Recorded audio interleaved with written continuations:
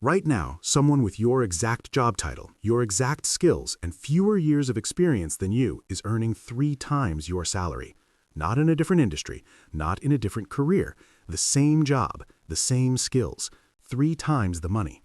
The only difference is where the company that hired them is located. This is not a story about fairness. It is a story about how a silent war, one fought in boardrooms in San Francisco, London, Toronto, and Sydney, quietly decided what your time is worth. And the most unsettling part is that the war started long before anyone told you it was happening. To understand it, go back to early 2020. A virus shuts down the world. Offices close overnight. Entire companies that had spent decades insisting that employees must be physically present to do good work suddenly discover that is not true.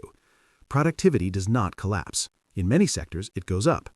The commute disappears, the rigid 9-to-5 disappears, and something else disappears that nobody quite notices in the chaos: geography. For most of human history, if you wanted to work for a top firm in New York, you had to live in New York. If you wanted the salary that came with that job, you had to pay New York rent, breathe New York air, fight for a seat on the New York subway every morning. Geography was a gate. It kept labor markets local. A company in London hired from London. A firm in Sydney competed for workers in Sydney. Supply and demand was contained. Salaries reflected local conditions. Then the gate disappears. By mid-2021, the most aggressive companies in the world have figured out what this means. A software engineer in Warsaw has the same skills as one in Seattle. A financial analyst in Cape Town can run the same models as one in Toronto. A data scientist in Kuala Lumpur can work with the same data sets as one in Amsterdam. If geography no longer matters, then the entire assumption that kept wages local no longer holds. Suddenly, a company trying to hire the best engineer available is not competing with the firm down the street. It is competing with every funded company on the planet. This is where the war begins. Picture a startup in San Francisco, late 2021. They need senior engineers, fast. The local talent pool is already spoken for. The big players, the ones with the famous names and the stock options, have locked up most of the experienced talent within a 3-mile radius. So the startup starts looking wider. They find a developer in Berlin. He is extraordinary. He would normally earn around 90,000 euros a year working for a local German firm. The startup offers $140,000 remote, no relocation. He accepts before they finish the sentence. Now something interesting happens. That German developer talks to other developers. Word spreads in the way word always spreads, quietly, then everywhere at once. Within 6 months, 3 of his colleagues have similar offers from American companies. The local German companies that employed them cannot match the salaries. They lose their best people. So they raise their offers to keep the ones who remain.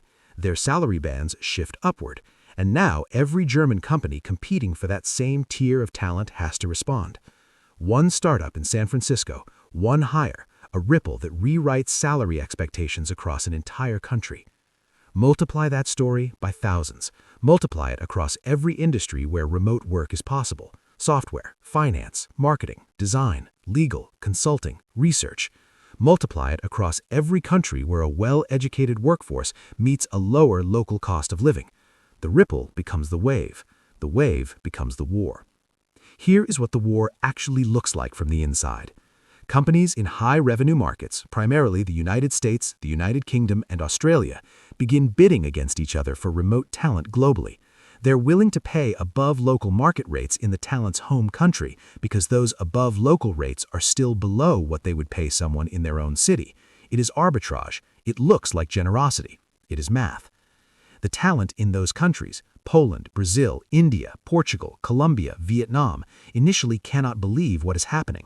Someone is offering them twice what they currently earn to do the same job from their living room. They accept, of course they accept.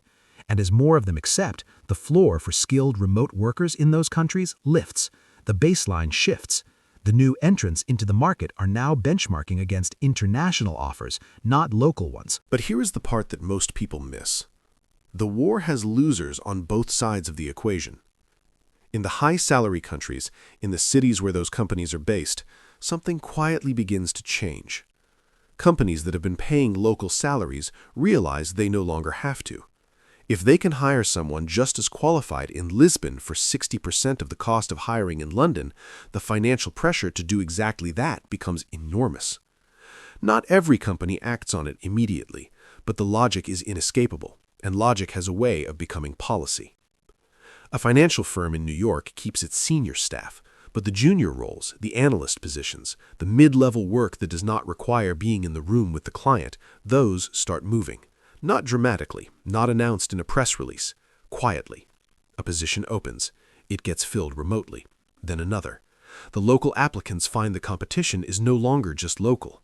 They are applying against the entire world, and some of the world is willing to do the work for less.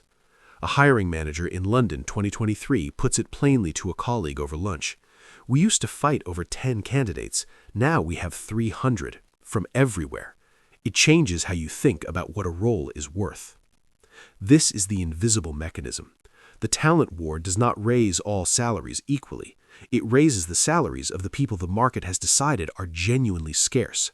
The top engineers, the rare specialists, the people whose skills cannot be easily replicated. For everyone else, the war increases supply, more candidates, more competition, downward pressure on wages. And the skills that are scarce keep changing.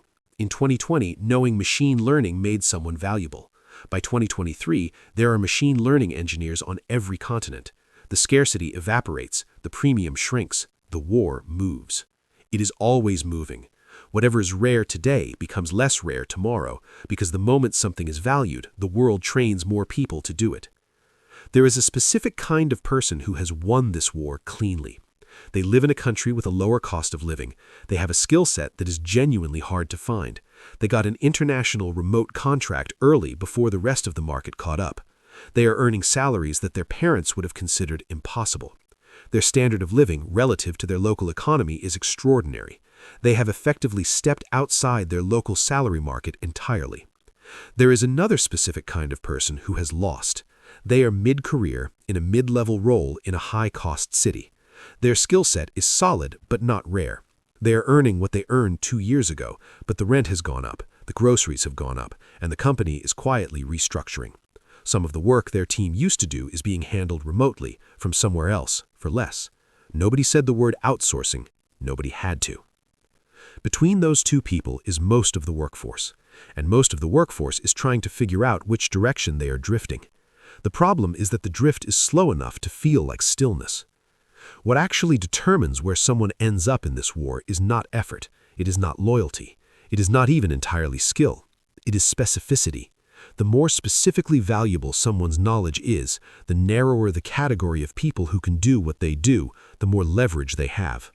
Leverage is what the war runs on. The companies have it over the people who can be replaced. The people have it over the companies who cannot replace them. And there is one final thing that rarely gets mentioned. The companies fighting this war are not fighting it on principle. They are fighting it because their competitors are fighting it. The firm that refuses to hire internationally is paying more for the same talent and losing ground. So it joins the war.